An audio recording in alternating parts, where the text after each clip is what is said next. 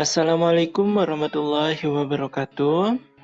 Perkenalkan, nama saya Tommy Rahmat Rangganata, mahasiswa pendidikan Dokter Hewan Universitas Wijaya Kusuma Surabaya.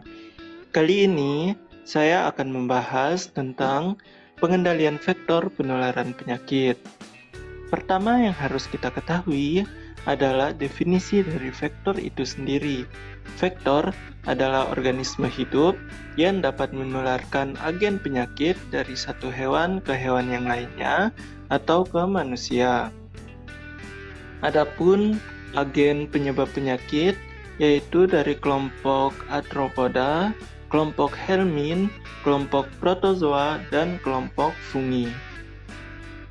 Sumber penularan penyakit dapat bersumber dari manusia, hewan, dan tumbuhan.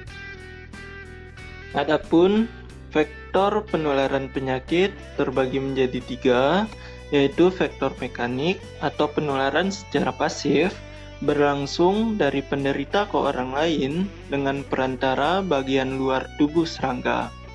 Yang kedua, vektor biologis dilakukan setelah parasit atau agen penyakit yang diisap serangga vektor mengalami proses biologis dalam tubuh vektor. Yang ketiga, transovarian ini dilakukan oleh stadium muda vektor. Telur dalam tubuh vektor yang menerima infeksi dari induknya akan tetap dipertahankan sehingga menjadi larva infektif. Dan ini adalah contoh-contoh vektor yang dapat menularkan penyakit ke hewan ataupun ke manusia. Ada semut, nyamuk, kutu busuk, kecoa, tikus, lalat, caplak, dan pinjal. Nah, ini adalah beberapa vektor yang perlu kita ketahui. Kemudian, contoh penyakit akibat vektor ini misalnya seperti skabies. Muncul benjolan-benjolan dan luka-luka basah bernanah di tangan atau di lipatan tubuh yang lain. Ada juga cacingan yang dapat menyebabkan sakit perut dan gangguan pencernaan, kutu rambut yang menghisap darah dan menyebabkan gatal. Pengendalian vektor.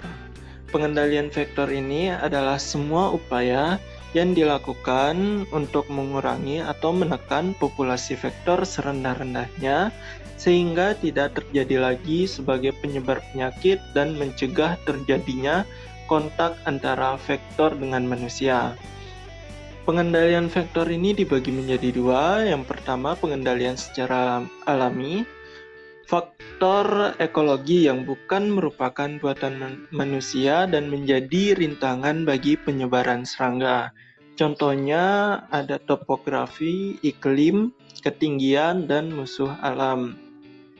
Pengendalian secara buatan, di mana pengendalian yang dilakukan atas usaha manusia. Contohnya pengendalian lingkungan, kimiawi, mekanik, fisik, biologis, genetik, dan legislatif. Yang pertama, pengendalian lingkungan. Pengendalian lingkungan dilakukan dengan cara memodifikasi atau memanipulasi dan mengelola lingkungan yang tidak cocok atau kurang baik bagi serangga sehingga dapat membatasi perkembangan vektor-vektor dengan syarat aman terhadap lingkungan dan tidak merusak keseimbangan alam. Contohnya pengaruh sistem irigasi terhadap lingkungan. Yang kedua, pengendalian secara kimiawi. Memiliki keuntungan dapat dilakukan untuk menekan populasi vektor dalam waktu singkat yang meliputi daerah luas. Namun kerugiannya bersifat sementara dan dapat menimbulkan pencemaran lingkungan sehingga serangga mengalami resistensi terhadap obat dan bahkan kematian beberapa pemangsa lain. Contohnya menuangkan solar atau minyak tanah ke tempat perindukan serangga sehingga larva tidak dapat mengambil oksigen dari udara. Yang selanjutnya, yang ketiga, pengendalian secara mekanik. Menggunakan alat yang langsung dapat membunuh, menangkap, atau menghalau serangga dari jaringan tubuh.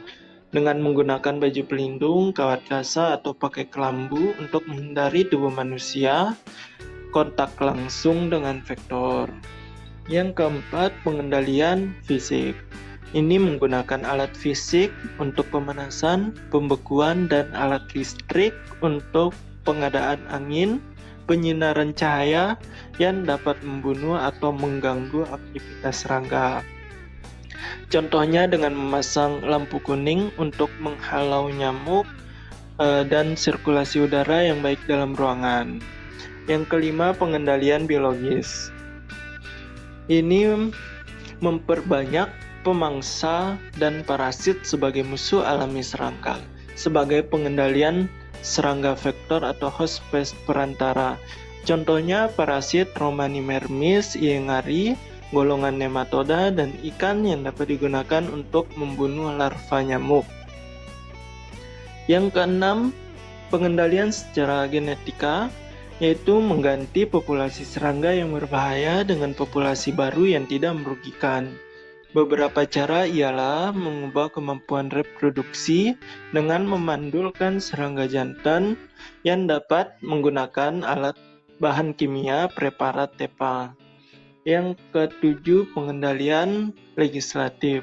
Ini mencegah tersebarnya serangga berbahaya dari satu daerah ke daerah yang lain atau dari luar negeri ke Indonesia. Diadakan peraturan dengan sanksi pelanggaran oleh pemerintah.